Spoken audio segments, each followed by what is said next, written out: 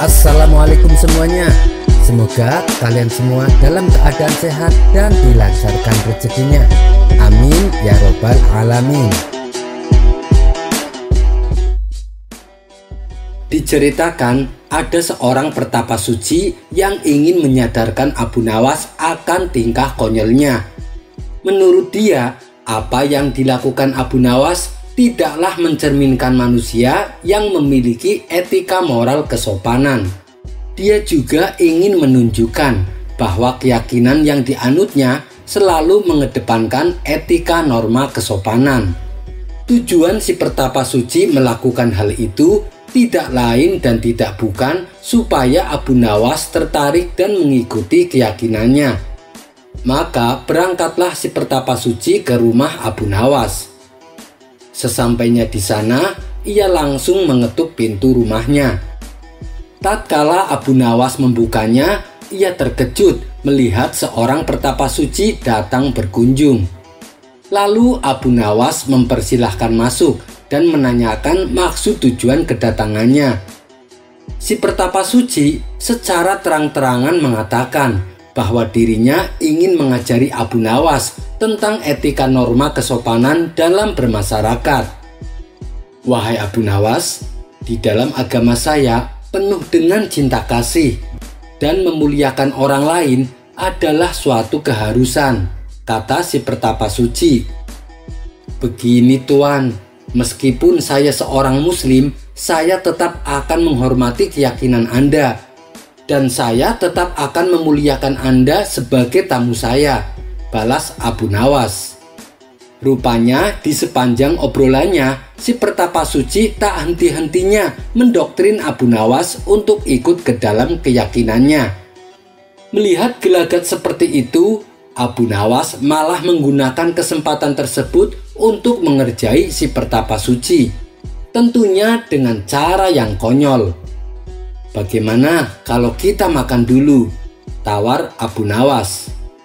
Oh, itu ide yang bagus. Saya juga sudah lapar, balas pertapa suci. Abu Nawas lalu membawakan 2 piring kosong dan 1 nampan yang berisi 2 daging, di mana kedua daging tersebut yang satu berukuran kecil dan satunya lagi berukuran besar. Kemudian Abu Nawas memberikan piring kosong untuk pertapa suci dan untuk dirinya. Setelah itu, Abu Nawas mengambilkan daging kecil ditaruh di piringnya si pertapa suci. Sedangkan untuk dirinya adalah daging yang besar. Bukan begitu cara yang benar wahai Abu Nawas. Itu tidak sopan dan tidak beretika, tutur si pertapa suci. Berarti caraku ini salah? Tanya Abu Nawas berpura-pura. Iya Abu Nawas, itulah tujuanku kesini, untuk mengajarimu bagaimana cara yang benar menghormati seorang tamu, jawab pertapa suci.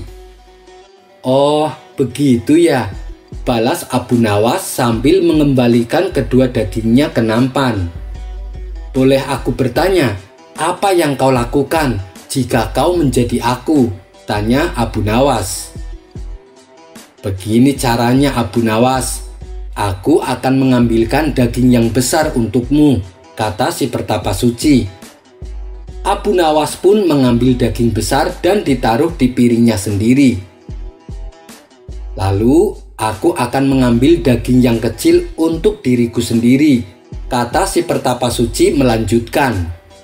Abu Nawas mengambil daging yang kecil dan menaruhnya di piring pertapa suci. Ini, silahkan dimakan, ucap Abu Nawas menyodorkan. Sementara Abu Nawas langsung memakan daging besar yang berada di piringnya. Si pertapa suci terpaksa hanya mendapatkan daging kecil untuk dimakannya. Setelah selesai makan, Abu Nawas berkata, "Bukankah hasilnya sama saja dengan yang aku lakukan di awal tadi?" celetuk Abu Nawas. Tak lama Abu Nawas kembali berkata, "Apakah kau tahu tata cara makan?" tanya Abu Nawas. "Oh, itu sangat mudah. Pertama, saya memanjatkan syukur atas rizki yang aku dapatkan. Setelah itu aku memakannya dengan perlahan, serta mengunyahnya dengan mulut tertutup, jawab Pertapa Suci. Yang kamu lakukan itu salah, balas Abu Nawas. Kenapa salah? Itu sudah sesuai etika dan norma cara menghormati sebuah makanan, ujar Pertapa Suci tidak terima. Jelas saja itu salah.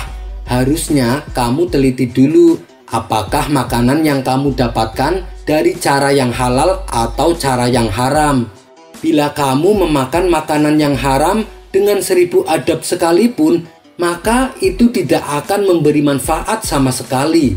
Makanan haram justru akan menyebabkan hatimu menjadi hitam, jelas Abu Nawas. Merasa dirinya malah dipermainkan Abu Nawas, si Pertapa Suci akhirnya pamit pulang dan pergi meninggalkan rumah Abu Nawas. Kisah selanjutnya. Dikisahkan ada seorang pemuda bernama Thabit bin Marzaban. Dia merupakan pemuda paling tampan di kampungnya. Banyak gadis yang terpikat dan mendambakan jadi pasangan hidupnya. Akan tetapi, Thabit tidak menghiraukan mereka. Ia lebih memilih menghabiskan waktunya untuk beribadah kepada Allah. Hingga pada suatu ketika, terjadi peristiwa yang luar biasa pada diri Thabit. Kala itu, ia sedang dalam perjalanan pulang. Saat melewati pinggiran sungai, ia melihat buah apel segar terbawa arus air. Karena dalam kondisi lapar, ia segera memungut apel tersebut di sungai. Sebuah rizki yang tidak diduga-duga datang di saat yang tepat. Tanpa pikir panjang, ia langsung memakannya untuk menghilangkan rasa lapar. Baru segigit menikmati apel, Thabit langsung tersentak. Astagfirullah, milik siapa apel ini? Kenapa aku memakannya tanpa izin? Pikirnya dalam hati. Meski menemukannya di sungai, Thabit tetap merasa bersalah. Karena bagaimanapun juga, apel tersebut pasti ada pemiliknya. Kenapa aku memakan sesuatu yang bukan milikku? Ujarnya menyesal. Akhirnya Thabit memutuskan untuk mencari tahu pemiliknya. Ia berjalan menyusuri asal aliran sungai, berharap bisa menemukan pemilik apel yang dimakannya. Setelah berjalan cukup jauh, ia melihat sebuah kebun apel di pinggir sungai. Di kebun itu, beberapa pohon apel tumbuh subur dan rantingnya ada yang menjalar menyentuh air sungai. Sehingga seringkali ada apel yang terjatuh dan terbawa arus air sungai tersebut. Di situ, Thabit juga melihat seorang lelaki sedang mengurus kebun apel. Ia pun segera menghampirinya. Wahai Tuan, apakah apel yang kubawa sama jenisnya dengan apel dari kebun ini? Tadi saya telah memakannya sebagian. Apakah engkau mau memaafkan aku? Tanya Thabit kepada lelaki itu. Saya hanya penjaga kebun. Bagaimana saya dapat memaafkanmu? Sementara aku bukanlah pemiliknya. Majikankulah yang berhak memaafkanmu, balas lelaki itu. Di mana rumah majikanmu? Tanya Thabit kembali. Rumahnya cukup jauh dari sini. Engkau harus berjalan sejauh 5 mil, jawab si lelaki. Kemudian lelaki tersebut menunjukkan alamat rumah sang majikan. Demi untuk mencari keikhlasan atas buah apel yang dimakannya, Thabit rela menempuh perjalanan yang cukup jauh. Ia tak putus asa, meskipun harus bersusah payah dan kelelahan. Akhirnya ia pun sampai di depan rumah pemilik kebun apel. Di situ ia mulai terlihat gelisah dan ketakutan. Mungkinkah pemilik kebun apel akan memaafkanku? Tanya Thabit penuh was-was. Ia pun memberanikan diri mengetuk pintu rumahnya dan mengucapkan salam. Tidak lama kemudian, seorang lelaki tua membukakan pintu. Ada perlu apa wahai anak muda? Tanya lelaki tua pemilik kebun. Maafkan saya Tuan, saya telah memakan apel milik Tuan dan kedatangan saya ke sini untuk meminta maaf, kata Thabit. Di mana engkau menemukannya? Tanya pemilik kebun. Saya menemukannya jauh dari kebun apel milik Tuan. Ketika itu saya melihat ada buah apel hanyut terbawa arus air sungai. Lalu saya memungut dan memakannya. Maafkan saya Tuan, pinta Thabit penuh harap. Sejenak pemilik kebun itu terdiam. Ia terus mengamati Thabit penuh rasa kagum. Pemuda yang soleh dan jujur, dia juga pemuda yang tampan, puji pemilik kebun dalam hati. Tapi tanpa diduga, si pemilik kebun apel memberikan jawaban yang mengejutkan. Aku bisa memaafkanmu, tapi ada 2 syarat yang harus kamu lakukan, kata si pemilik kebun. Sontak hal ini membuat Thabit terperangah. Apa syaratnya Tuan? Saya bersedia melakukannya, asalkan Tuan mau memaafkan aku, tanya Thabit. Syarat pertama, engkau harus bekerja di kebun apelku selama 3 bulan. Thabit menyanggupi persyaratan tersebut. Ia pun bekerja dengan penuh tanggung jawab. Setelah 3 bulan berlalu, ia kemudian menghadap pemilik kebun apel. Tuan, syarat pertama sudah saya selesaikan. Sekarang apa syarat yang kedua?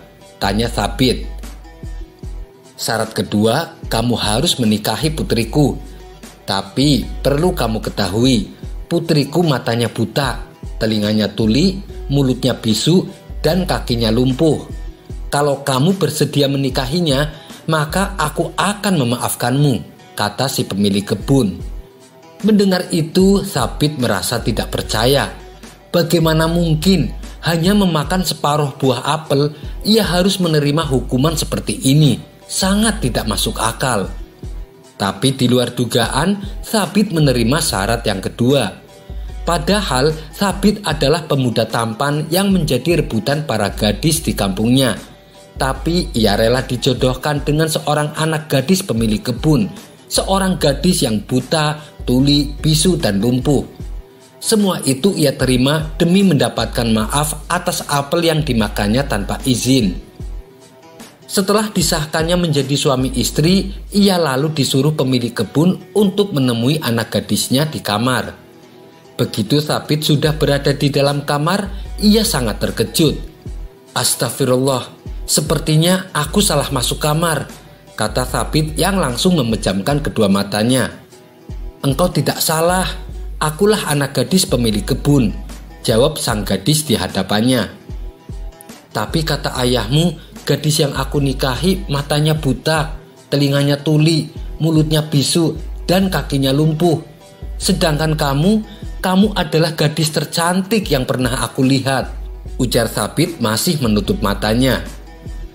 Apa yang dikatakan ayahku itu benar. Aku buta karena aku tak pernah melihat sesuatu yang dimurkai Allah. Aku tuli karena aku tak pernah mendengar sesuatu yang dimurkai Allah. Aku bisu karena aku tidak pernah berkata sesuatu yang dimurkai Allah. Dan kakiku lumpuh karena aku tak pernah pergi ke suatu tempat yang dimurkai Allah, kata si gadis menjelaskan. Mendengar itu, Thabit kemudian membuka kedua matanya. Ia memandangi istrinya yang cantik penuh kekaguman. Ia pun mengucapkan rasa syukur. Sementara si pemilik kebun ternyata adalah seorang lelaki tua yang soleh. Selama ini ia tengah mencari pemuda soleh untuk dijadikan menantunya. Dan begitu bertemu Thabit, pemilik kebun sangat kagum dengan akhlak dan kejujurannya. Dari pernikahan Thabit dan gadis anak pemilik kebun, lahirlah bayi yang menjadi ulama besar. Bayi tersebut bernama Nu'man bin Thabit, yang kemudian dikenal dengan nama Abu Hanifah atau Imam Hanafi. Beliau menjadi seorang ulama pendiri mazhab, yaitu mazhab Hanafi. Kisah ini terdapat dalam kitab Al-Ghani, sebuah kitab karya ulama besar bernama Abu Al-Faraj. Kisah selanjutnya diceritakan ada seorang pemuda yang soleh. Dia rajin beribadah dan mengikuti majelis ilmu setiap selesai sholat maghrib. Ketekunannya dalam beribadah serta menuntut ilmu ini membuat sang iblis tidak suka. Berbagai macam cara godaan yang dilakukan iblis tidak membuat si pemuda terperangkap masuk ke dalam jebakannya. Ia tetap rajin mengikuti majelis ilmu setiap sehabis sholat maghrib. Hingga suatu saat iblis memakai cara tipu muslihat yang luar biasa. Ia menyamar sebagai malaikat di hadapan si pemuda. Kala itu, saat si pemuda hendak menunaikan sholat maghrib, iblis yang menyamar sebagai malaikat mencegatnya di tengah jalan. "Wahai pemuda soleh, maukah kau ikut denganku?" kata iblis menawarkan. Si pemuda merasa takjub melihat makhluk di depannya yang sangat bercahaya.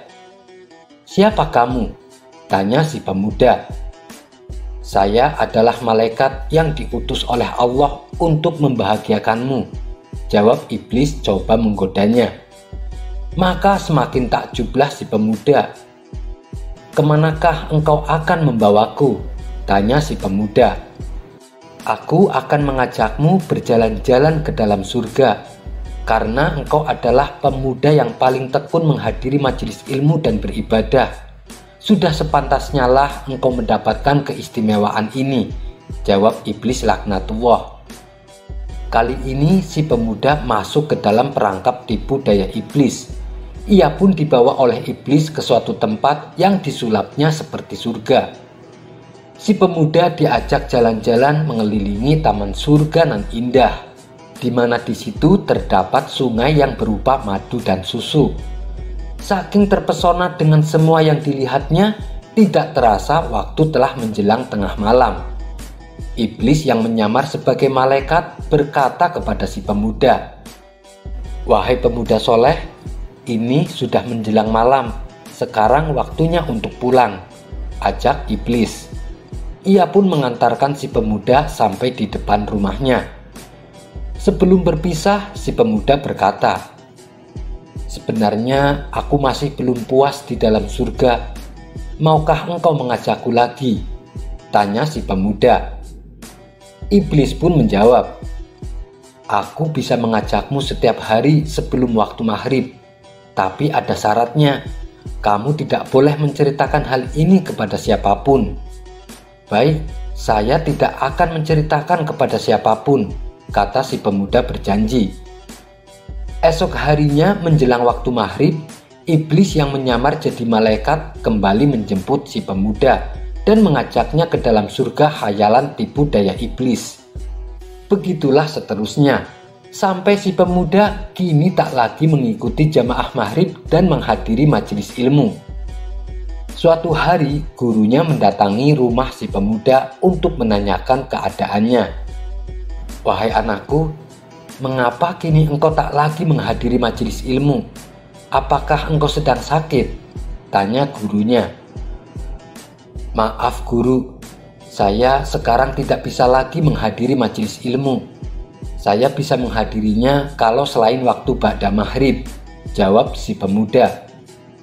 Sang guru yang mampu membaca isi batin si pemuda mulai curiga, tapi ia tetap tersenyum. "Apa alasanmu tidak bisa hadir?" tanya gurunya kembali. "Maaf, saya tidak bisa mengatakannya karena ini rahasia.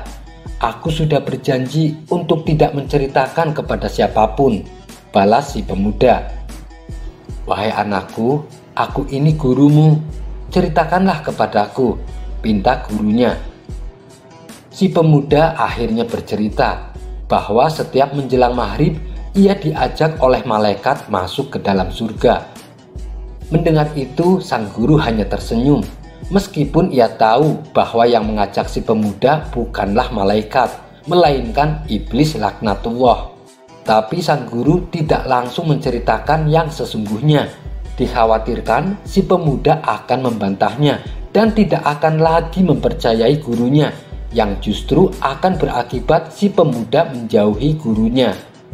Maka berkatalah sang guru kepada si pemuda, "Wahai anakku, jika malaikat tersebut mengajakmu ke surga lagi, tinggallah engkau di sana dan jangan mau keluar.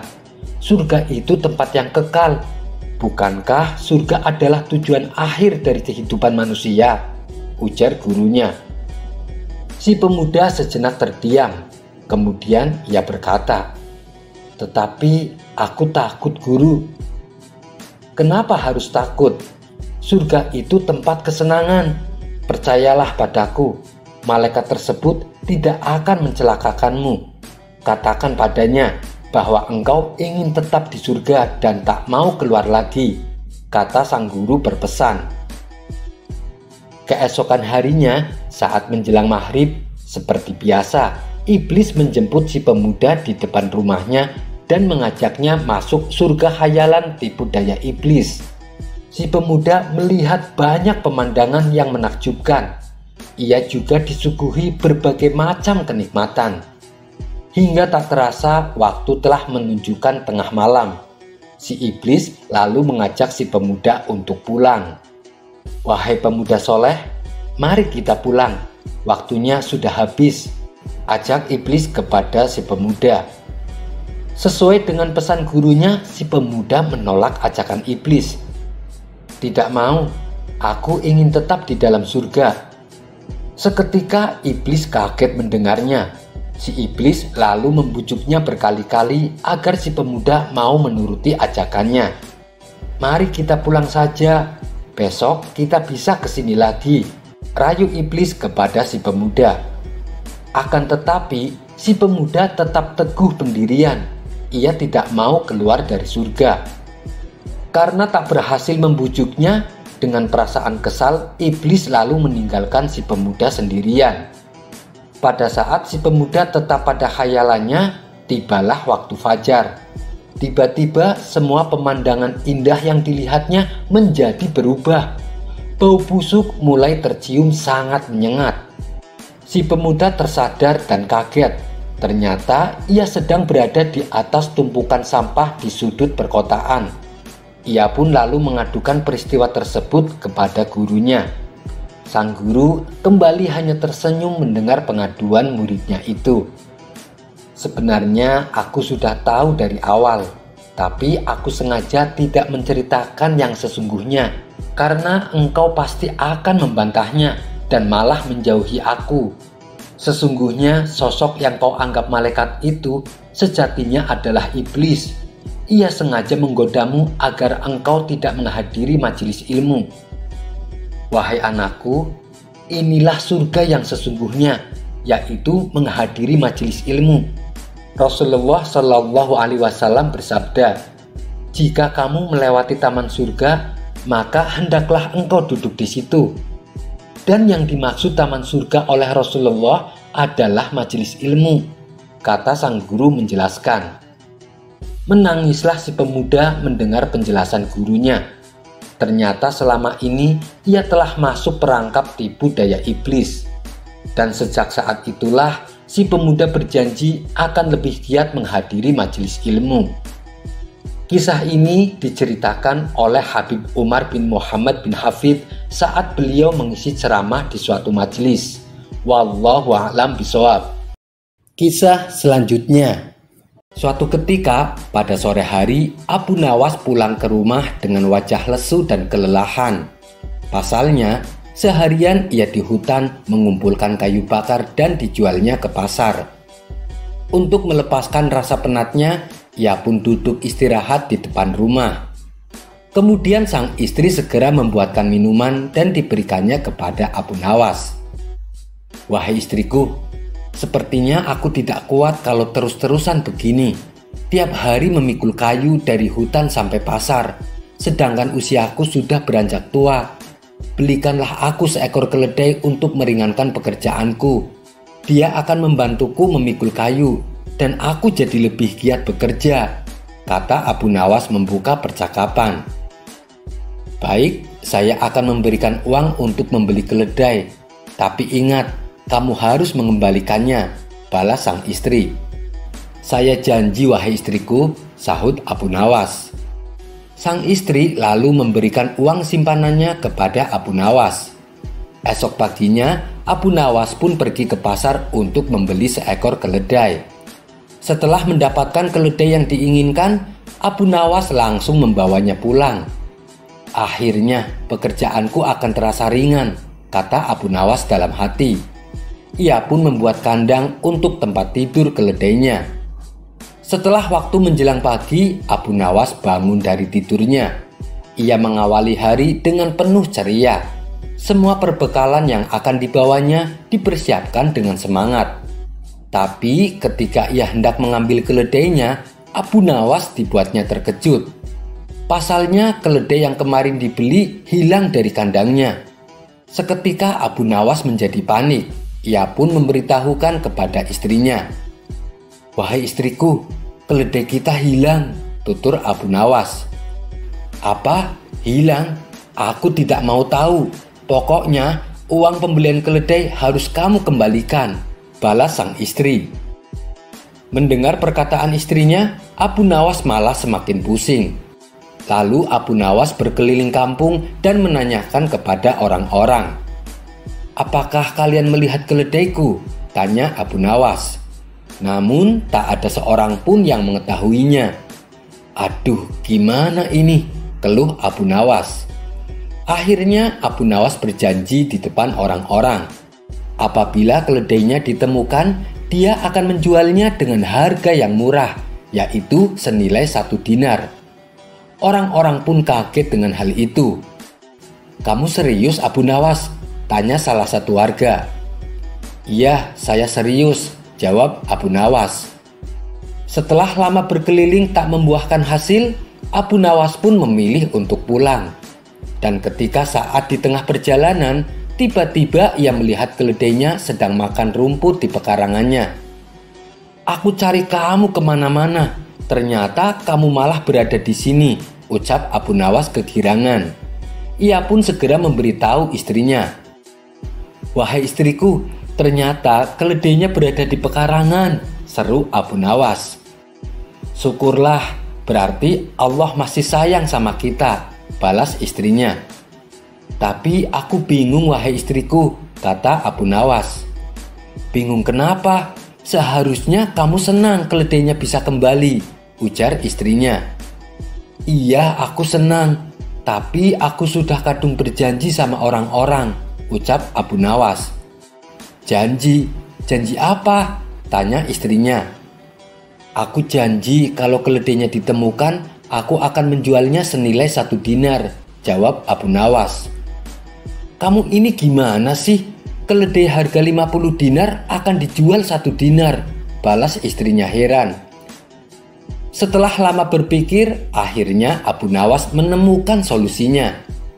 "Wahai istriku, jangan khawatir. Aku tak mungkin mengingkari janjiku kepada orang-orang, tapi aku punya solusi yang tepat," sahut Abu Nawas. Selanjutnya, Abu Nawas membawa keledai tersebut di hadapan warga. "Keledaimu sudah ditemukan, Abu Nawas?" tanya salah satu warga. "Iya kawan, dan aku akan menepati janjiku. Aku akan menjual keledai ini dengan harga 1 dinar. Ayo, siapa yang mau membelinya?" seru Abu Nawas. Spontan para warga langsung berebutan untuk mendapatkan keledai Abu Nawas. "Tunggu dulu kawan-kawan, saya belum selesai bicara," tukas Abu Nawas. "Kalian lihat sepatu keledai yang ada di punggungnya? Ini harganya 100 dinar. Kalau kalian berminat membeli keledaiku, maka harus membeli juga sepatunya. Tidak boleh dipisah-pisah, karena saya menjualnya sepaket," kata Abu Nawas menjelaskan. "Itu sih sama saja bohong, Abu Nawas. Malah kamu dapat untung besar," jawab para warga. Mereka pun lalu membubarkan diri tak jadi membelinya. Akhirnya Abu Nawas bisa kembali memiliki keledainya. Kisah selanjutnya. Di suatu pagi yang cerah, Abu Nawas pergi ke pasar untuk belanja kebutuhannya sehari-hari. Sebab semalam ia mendapati persediaan barang-barang di rumahnya sudah habis. Terlihat Abu Nawas sangat sibuk memilih barang-barang kebutuhannya di pasar. Barang-barang belanjaannya yang sudah dibayar satu persatu ia masukkan ke dalam keranjang. Saking asiknya berbelanja, tak terasa keranjang miliknya sudah penuh. Karena terlalu banyak, Abu Nawas tidak kuat mengangkat keranjang miliknya yang sudah dipenuhi oleh barang belanjaan. Lalu ia pun berinisiatif meminta bantuan seorang kuli panggul untuk membawakan barang belanjaannya. Abu Nawas menoleh ke kanan dan ke kiri mencari seorang kuli panggul. Hingga pada akhirnya pandangannya tertuju kepada seorang lelaki yang berbadan kekar dan tegap. Ia berpikir orang tersebut pastilah kuat untuk membawakan belanjaannya yang berat hingga sampai di depan rumahnya. "Hei kamu, kemari, tolong bawakan belanjaan saya, nanti kamu saya beri upah," ucap Abu Nawas. "Baik tuan," balas orang tersebut. Abu Nawas pun lalu pulang bersama kuli panggul yang membawakan barang belanjaannya. Abu Nawas berjalan di depan mendahului si kuli panggul, sekalian menunjukkan arah menuju tempat tinggalnya. Abu Nawas terlalu asik berjalan dengan santai, sampai ia tidak menyadari kalau si kuli panggul sudah tidak berjalan di belakangnya. Kuli panggul tersebut kabur membawa keranjang penuh belanjaan milik Abu Nawas. Seminggu pun berlalu. Abu Nawas mencoba mengikhlaskan dan melupakan kejadian itu. Hari ini ia kembali ke pasar untuk kembali belanja kebutuhannya sehari-hari. Saat ia sedang asik memilih-milih barang, tiba-tiba salah satu kawannya menghampiri. "Hei Abu Nawas, aku tadi melihat orang yang mencuri belanjaanmu minggu lalu," kata kawannya kepada Abu Nawas. "Mana orangnya?" tanya Abu Nawas. "Itu dia, ayo kita tangkap dan suruh dia ganti rugi," ajak kawannya. Namun yang dilakukan Abu Nawas membuat kawannya heran. Ia justru berlari dan bersembunyi di sebuah warung untuk menghindari kuli panggul yang membawa lari belanjaannya. Ia bersembunyi di sana sampai si kuli panggul pergi meninggalkan pasar. Barulah setelah itu Abu Nawas keluar dari persembunyiannya dengan membuang nafas yang lega. "Sebenarnya apa sih yang kamu lakukan? Kenapa kamu malah bersembunyi?" tanya kawannya heran. "Begini kawan, kuli panggul itu sudah membawakan keranjang belanjaanku selama seminggu, sedangkan aku belum sempat memberi dia upah. Aku takut dia akan menagih upahnya. Pasti tujuan dia ke pasar untuk mencariku, makanya aku bersembunyi," jawab Abu Nawas. Mendengar penjelasan Abu Nawas, kawannya itu berlalu meninggalkannya dan berkata, "Kamu memang aneh Abu Nawas." Sekian dulu perjumpaan kita kali ini. Sampai bertemu lagi di kisah selanjutnya. Terima kasih yang sudah subscribe dan setia menonton channel ini. Wassalamualaikum warahmatullahi wabarakatuh.